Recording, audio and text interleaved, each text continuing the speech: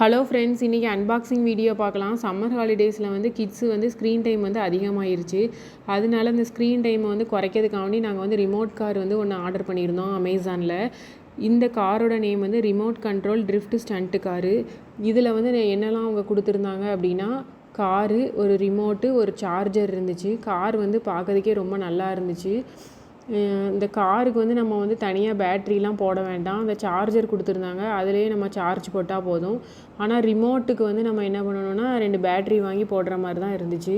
இந்த காரோட லுக்கு வந்து நல்லா இருந்துச்சு. இந்த காரோட வீல் வந்து கொஞ்சம் வித்தியாசமாக இருந்துச்சு. அதே மாதிரி இந்த காரை பார்த்தீங்க அப்படின்னா முன்னாடி, பின்னாடி, சைடில், அதுக்கப்புறம் ரவுண்ட் அடிக்கிறது எல்லாமே நல்லா சூப்பராக இருந்துச்சு.